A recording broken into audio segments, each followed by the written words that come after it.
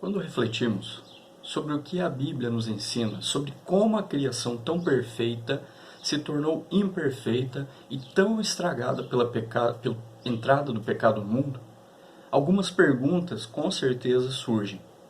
Haveria alguma esperança para essa criação? Alguém de fato poderia consertá-la novamente? A humanidade conseguiria ter um relacionamento de novo com Deus? A mesma Bíblia traz a resposta para essas perguntas. Pois Deus, ao revelar a sua palavra à humanidade, ele mostra não somente como tudo foi estragado e deturpado pelo pecado, mas também se há ou não uma possibilidade de que haja conserto. Se já achamos a criação tão bonita, apesar dos efeitos do pecado sobre ela, podemos imaginar como seria então a criação perfeita. Você gostaria de morar em um lugar perfeito sem a presença do pecado? Eu quero ler com você um texto que está no Novo Testamento, no livro de Atos, capítulo 16, apenas os versículos 30 e 31. Depois nós vamos conversar um pouco mais sobre o contexto todo em que esses dois versículos estão incluídos. Atos 16, versículos 30 e 31. Acompanhem comigo aí na sua Bíblia.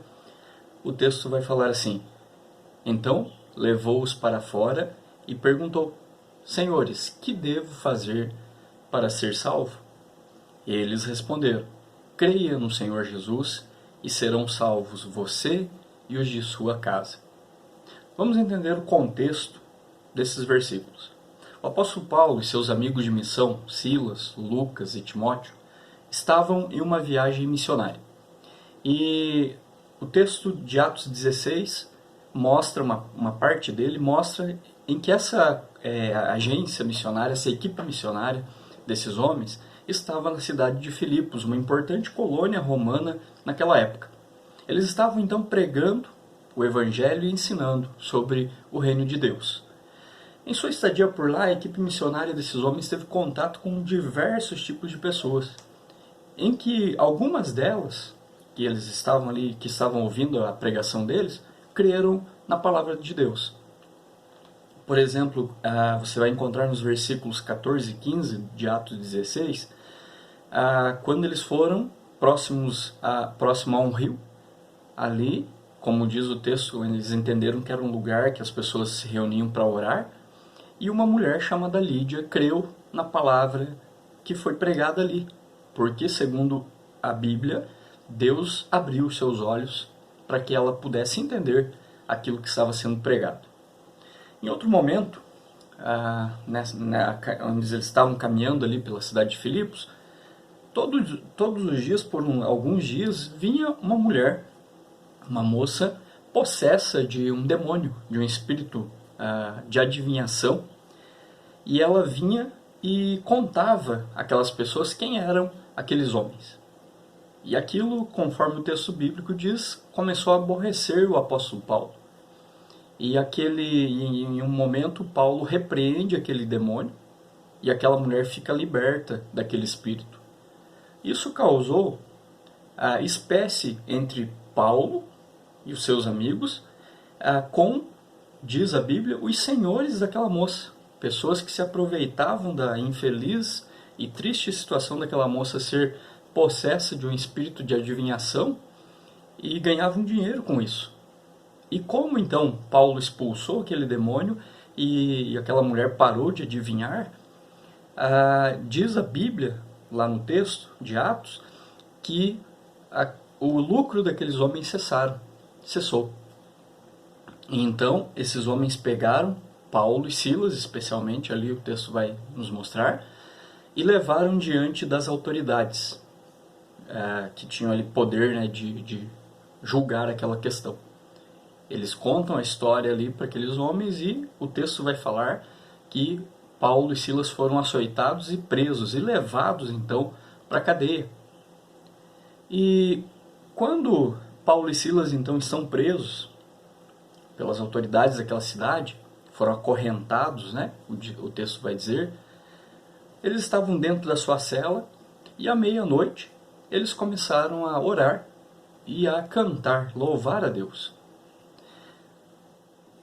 De repente, o texto vai nos contar também, né? O texto sempre é o texto é o que precisa nos contar sobre o que está acontecendo, né? Nada, você não pode acreditar em invenções que as pessoas usam muitas vezes a Bíblia para inventar coisas, mas você precisa ir no texto, porque é o texto que é a palavra de Deus. E aí, o texto de Atos vai dizer que à meia-noite, então Paulo estavam cantando e orando, e aconteceu uma ação miraculosa ali. Um terremoto estremeceu os arredores daquela cadeia, e diz a Bíblia que as portas das celas se abriram e as correntes, as cadeias que estavam prendendo ali aqueles homens, né, não só Paulo e Silas, mas todos que estavam ali naquela cadeia, quebraram e aqueles homens ficaram livres. O carcereiro, ao acordar com aquele tamanho barulho, né, assustado com toda a situação, ele pega ali uma lamparina, né, uma luz, conforme a Bíblia diz, e ele vai lá averiguar a situação. Quando ele chega lá, perto de onde ficavam as celas, ele vê todo mundo solto. Ele puxa da espada para suicidar-se. Por quê? Naquela época, uma pessoa, quando ela ficava sob a tutela de alguém, especialmente ali no caso um presidiário, ficava sob a tutela de um carcereiro, se aquele presidiário ele fugisse e não fosse encontrado, o carcereiro pagava com a sua própria vida. Por isso a atitude do carcereiro então em puxar a sua espada e possivelmente, se não fosse impedido pelo apóstolo Paulo, teria cometido um suicídio, por conta dele conhecer a lei. Mas o texto continua dizendo que Paulo, ao ver, né, que o carcereiro vai puxar da espada para se suicidar-se, ele diz: não faça isso, nós estamos todos aqui. O carcereiro, então, tremendo pelo acontecido, ele prostra-se diante de Paulo e Silas e pergunta: senhores, que devo fazer para ser salvo? Olha só, né? Que interessante essa pergunta. Você quase está para se suicidar e alguém impede você de fazer aquilo, e você vem com uma pergunta, né, digamos assim, espiritual, porque ele diz assim: o que eu faço para ser salvo? É interessante nós pensarmos nesse contexto aí da pergunta do carcereiro, porque ele tinha conhecimento de qual foi a sentença de Paulo e Silas. A sentença de Paulo e Silas é de que eles anunciavam o caminho da salvação. A reação do carcereiro para com eles deve ter sido bastante natural, afinal, um terremoto havia ocorrido a fim de libertar aqueles homens que, possivelmente, aquilo que eles estavam pregando e ensinando tinha algo realmente especial. Aquele ensinamento não era qualquer ensinamento. Por isso, então, ele pergunta para Paulo e para Silas: senhores, o que eu preciso fazer para ser salvo? Então Paulo e Silas asseguraram ao carcereiro que a fé em Jesus Cristo, a quem eles anunciavam, era o caminho, o único caminho da salvação para ele e para sua família. Logo em seguida, essa fé também foi anunciada à família do carcereiro e aquele lar foi salvo.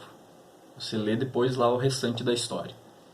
O que a Bíblia revela é que, apesar das terríveis consequências da depravação humana causada pela entrada do pecado no mundo, é que nem tudo está perdido. Louvado seja Deus por isso. Na verdade, saber qual é o problema nos ajuda a enxergar a solução. Porque o problema da humanidade, o meu problema e o seu problema, diante de Deus, é o pecado. É o pecado que faz separação entre nós e Deus. Nossa propensão natural é amar mais a nós mesmos e viver para a nossa própria glória do que amar a Deus e viver para a glória dele. Mas quando finalmente nos convencemos de que nossa condição é perdida, pecaminosa, é decaída, nós clamamos pela ajuda que somente Deus pode dar. O que devo fazer para ser salvo? A resposta não se encontra em nós mesmos. Na verdade, os seres humanos afundam-se cada vez mais em problemas. Você conhece alguém que tenha problemas na vida? É uma pergunta meio estranha, né? Até de se fazer. Porque todos nós temos problemas. Você conhece pessoas que nesse momento que estão enfrentando diversos tipos de problemas. O que precisamos, no momento do problema, da dificuldade, é que Deus nos salve. Todos nós temos essa tendência a, no momento em que estamos em dificuldades, enfrentando uma situação difícil, clamarmos que alguém nos ajude e nos salve daquela situação. Mas somente Deus é a pessoa que tem autoridade e de fato consegue salvar não somente de um problema ali temporal, momentâneo, físico, material, mas do maior problema, o pecado que condena ao inferno. A palavra de Deus, no Salmo 3, versículo 8, e também lá no profeta Jonas, capítulo 2, versículo 9, vai dizer que do Senhor é a salvação. Exclusivamente, Deus é o único salvador do ser humano. Só Ele pode salvar você e me salvar. Embora a natureza nos ensine sobre a criação e a queda, somente na Bíblia é que podemos aprender a verdade simples e profunda da redenção pela graça de Deus. Crê no Senhor Jesus e serás salvo. Esse acesso à salvação firmado na fé contrasta contra religiões que contam com o esforço humano, que pregam que você precisa fazer alguma coisa para ser salvo. Na verdade, nós não fazemos nada, nós não podemos ajudar Deus a nos salvar, porque somente Ele pode nos salvar. Não são as nossas boas obras que vão nos ajudar. Isso é uma visão distorcida do cristianismo. Achar que porque você ora mais, você reza mais, você cumpre penitências, você cumpre ritos religiosos, você faz isso, você faz aquilo, vai te salvar. Não vai. Porque a salvação, segundo a Bíblia, é somente pela graça de Deus. Somente Deus é que nos salva. Nós não podemos fazer nada à nossa salvação. O que nós vamos fazer e devemos fazer depois de salvos, de conhecedores da salvação de Deus, é sim, viver uma vida fazendo boas obras, ajudando as pessoas, amando a Deus, amando o próximo. Mas não para nos salvar, porque salvação é obra exclusiva de Deus, pela sua graça.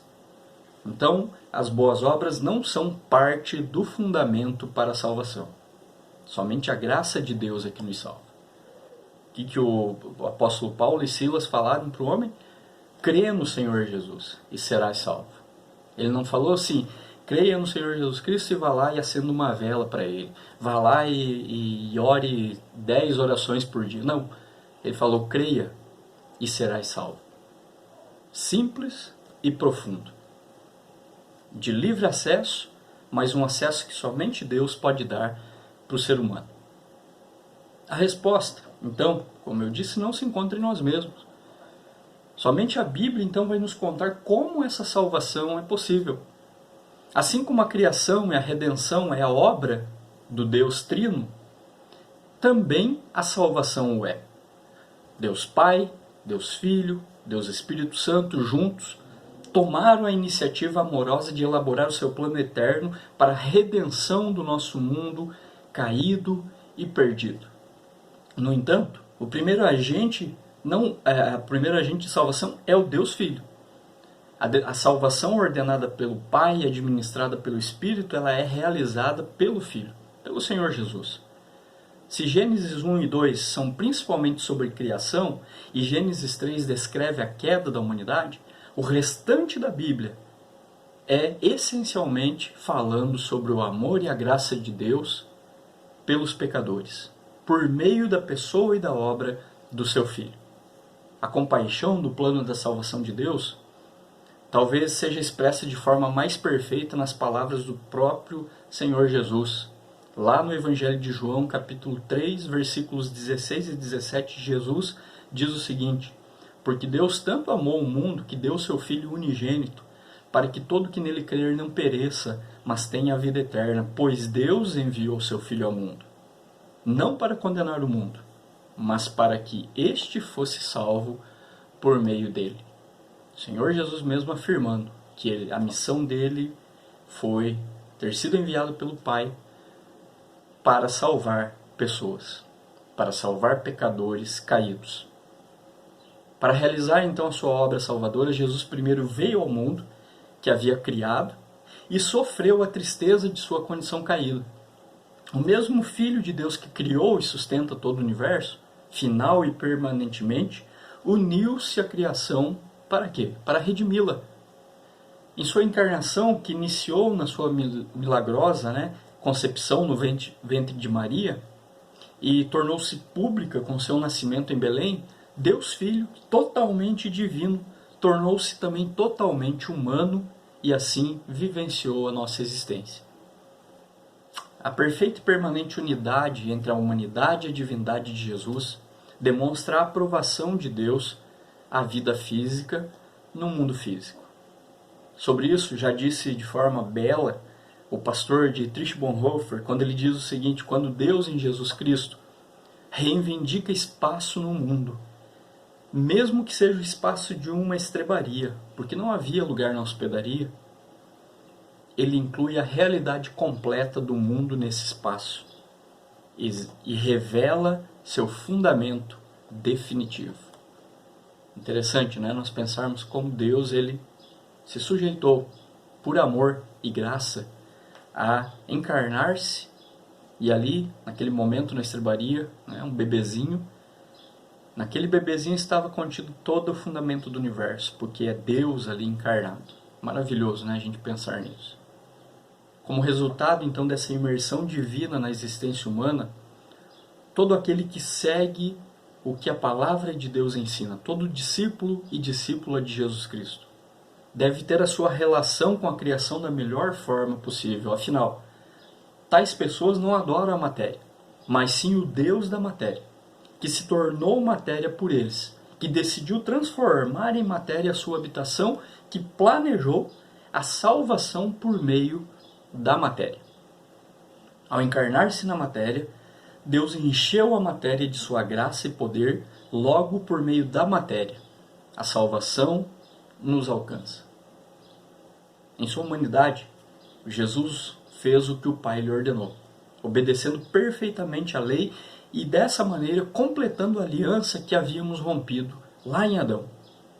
Embora o próprio Jesus nunca tenha sido um pecador, ele enfrentou os sofrimentos e as tristezas da vida em um mundo caído, a saber, a fraqueza, a dor, o luto, a crueldade, a perseguição, o abuso, a tortura e, por fim, a morte. Porquanto temos um Deus que compreende totalmente e completamente quando nos sentimos com problemas, quando nós enfrentamos problemas, quando nós nos sentimos entristecidos, atribulados por alguma coisa. Deus ele nos compreende porque ele encarnou-se, ele tornou-se um como nós, sem pecado, mas um como nós, um ser humano como nós. Mais do que isso, Jesus realmente fez algo para tratar a nossa condição caída.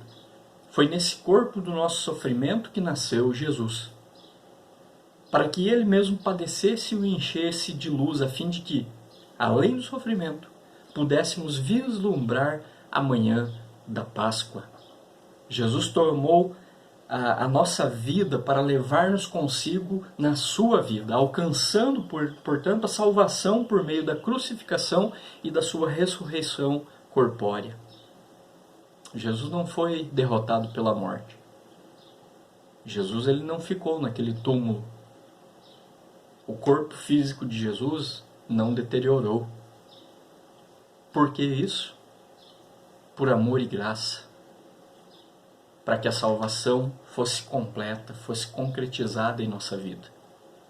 Fica uma pergunta aqui: você já foi salvo por Jesus? Você já creu no Senhor Jesus para que fosse salvo você e a sua casa? Fica a reflexão, né? Pense nisso. Quando Jesus foi crucificado no Calvário, ele levou sobre si a punição que merecemos, sofrendo a ira de Deus. Deus, para julgar o pecado, ele necessitava de que alguém perfeito morresse para que houvesse remissão, redenção de pecados. Eu e você não poderíamos morrer no lugar de Jesus porque nós somos pecadores imperfeitos, não conseguiríamos cumprir esse requisito tão importante para que o pecado fosse redimido. Mas Jesus, que é Deus perfeito, não é pecador, ele é santo, ele morreu para que eu e você tivéssemos salvação. O tipo de morte de Jesus é significativo, pois na lei judaica da época, um homem crucificado, ele era tido como um amaldiçoado por Deus, conforme nós encontramos lá em Deuteronômio capítulo 21. Isso nos deixa pensativos como um homem sem pecado, Jesus não merecia de fato ser amaldiçoado. O Novo Testamento, portanto, revela esse enigma explicando que Jesus foi amaldiçoado por nosso pecado e não por ele mesmo ter pecado. Veja o que diz 2 Coríntios capítulo 5, 21. Deus tornou pecado por nós aquele que não tinha pecado, para que nele nos tornássemos justiça de Deus. Ele morreu em nosso lugar, por meio do seu sacrifício perfeito e espontâneo foi paga toda a dívida do nosso pecado, e não mais estamos sob a condenação de Deus. Eu e você devíamos para Deus. Eu e você éramos devedores de uma dívida impagável. Nós poderíamos viver, nós não cremos nisso como cristãos, mas só para título de ilustração, viver milhares de vidas, nascermos várias vezes, não conseguiríamos pagar o nosso pecado diante de Deus. Mas Jesus pagou. Louvado seja Deus por isso. A salvação é de graça. Sempre lembre disso. Se alguém cobrar para você para te salvar, se alguém disser para você que você tem que fazer tal coisa para ir para o céu, como a gente costuma falar, não acredite, é mentira. Porque quem salva é Jesus Cristo, somente pela graça. Nenhuma placa de igreja, inclusive, vai te salvar, é Jesus Cristo que salva. É Ele que dá salvação. Crê no Senhor Jesus e serás salvo. Com seu sangue, Jesus expiou o nosso pecado e nos redimiu para Deus. Então, no terceiro dia, Jesus ressurge, volta dentre os mortos, com o esplendor de um corpo imortal e o poder da vida eterna. A boa nova da salvação, o evangelho da graça, é que Jesus morreu na cruz pelos pecadores e ressurgiu do túmulo. Foi a ressurreição corpórea, na qual o corpo de Jesus venceu a morte em glória soberana. Foi a prova de que seu sacrifício por nossos pecados foi aceito por Deus e trouxe imortalidade à humanidade.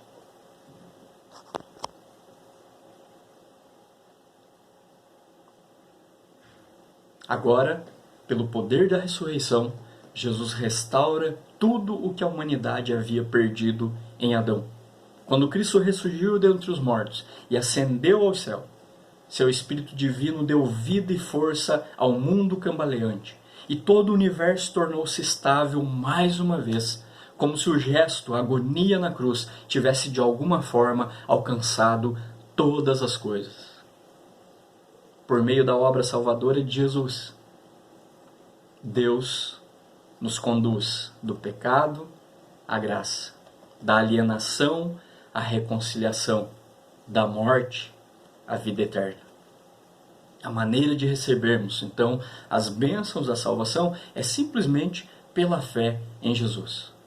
Uma vez que Jesus restaurou a aliança com Deus, a única coisa que se exige de nós é confiar naquilo que Ele fez. Assim, somos levados a Jesus pela fé, unidos a Ele pelo seu Espírito, tudo que é dele se torna nosso. Como disse um pastor do século XVI, precisamos entender que enquanto Cristo permanecer fora de nós e nós separados dele, tudo que ele sofreu e fez pela salvação da raça humana permanece inútil e sem valor algum para nós.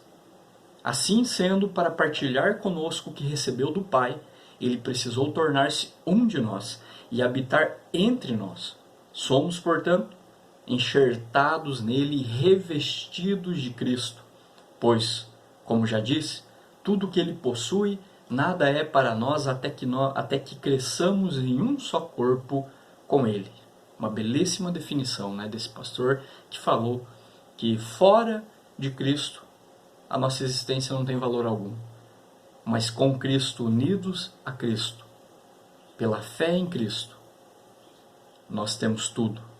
Porque Deus nos dá àquele que crê em Jesus como Salvador da sua vida, todas as coisas em Cristo. Por estarmos unidos em Cristo, encontramos a solução de Deus para todos os problemas do nosso pecado. Os problemas da depravação e da morte. O sacrifício expiador de Jesus na cruz removeu a nossa culpa, pagando a pena que merecíamos. Agora que a culpa do nosso pecado foi removida, não estamos mais afastados, mas reconciliados com Ele. Como diz Romanos 5,10, nós, quando inimigos, fomos também reconciliados com Deus mediante a morte do seu Filho. A morte de Jesus nos reconciliou com Deus. Fez com que houvesse novamente um religamento com Deus. Fosse novamente restaurada a nossa comunhão com Deus, aquela que Adão e Eva, nos representando lá no Jardim do Éden, perderam. Mas por meio de Jesus foi possível essa restauração da comunhão nossa com Deus. Também experimentamos a reconciliação do nível humano, conforme a graça de Deus conforta a nossa solidão e nos capacita a viver com os outros em amor. Essa graça de Deus, essa reconciliação que Deus promove na nossa vida com Ele mesmo, vai nos fazer viver uma vida com o próximo em amor. O melhor de tudo é que pela graça e o túmulo vazio, temos vitória sobre o nosso último e mais fatal inimigo, a morte. Nós vivemos então, portanto, reconciliados com Deus agora, amando a Deus, amando ao próximo e vitoriosos sobre a morte.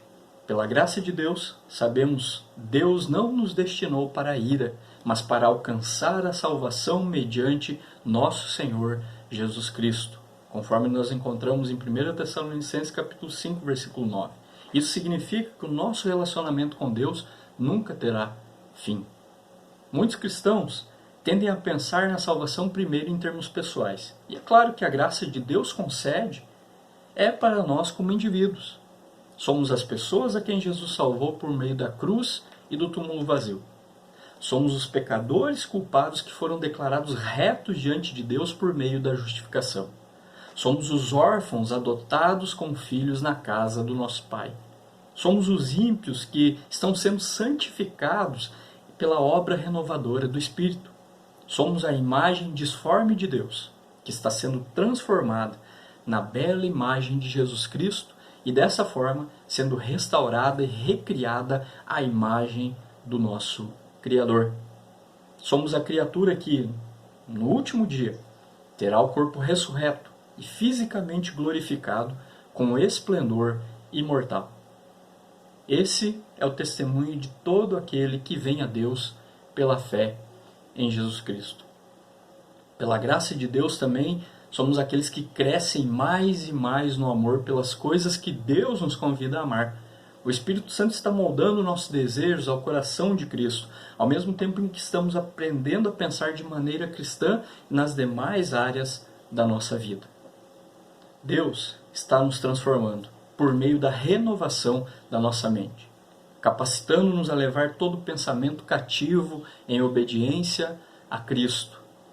A única maneira de ter compreensão plena de qualquer aspecto da vida é encará-lo pela lente do Evangelho. Portanto, parte da obra graciosa de Deus na nossa vida é nos ensinar a ver o universo e tudo o que nele há pela perspectiva da cruz e do túmulo vazio.